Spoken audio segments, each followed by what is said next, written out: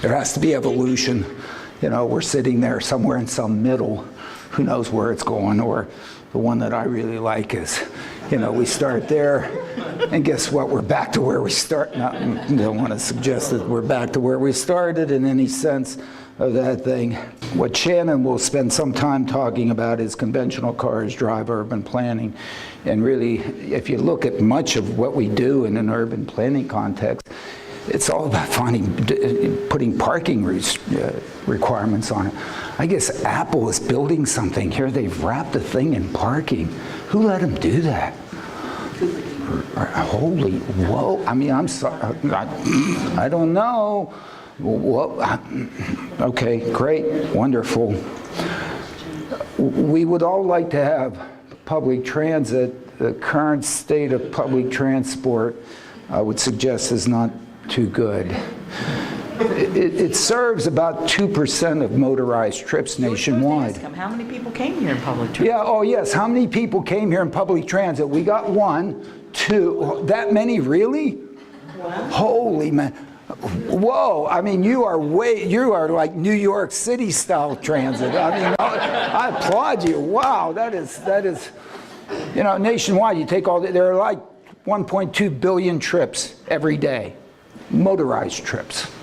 You know, about 2% of them are done by public transit. You know, it's really important, but, well, I mean, everybody tends to, you know, speak with their steering wheel, I guess, is what they're doing. You know, so if you look at the passenger miles or the person miles out there, 2.6 times 10 to the 12th in terms of in passenger car, 1.9 times 10 to the 12th in SUVs. They're actually the same, you know. 0.052 in all of transit times 10 to the 12th, so you can see where the 2% comes from. Amtrak, it's even an order of magnitude smaller. I mean, it's like, you know, we spent some time talking about it, but in the scope of things, it's not there. You know, and even if you take a look at the peak hour, you know, 5% maybe of the commuter trips are done there, all right? But of those, half of them are done in the New York City metropolitan area, all right? So in a sense, you know, it's not a very pretty picture. Plus, financially, it's a total train wreck. Okay, they're all bankrupt. All right, they're all bankrupt. Maybe the Northeast Corridor on Amtrak is making money, depending on how you whatever. It's non-competitive to serve most travel demand, and what's travel demand? You wanted to come here at a certain time from where you were. How many of you that are not closely related traveled together here? We did, but otherwise, who else? That you and you're not closely related. So you have, hey, we have one carpooler, okay, out of the group.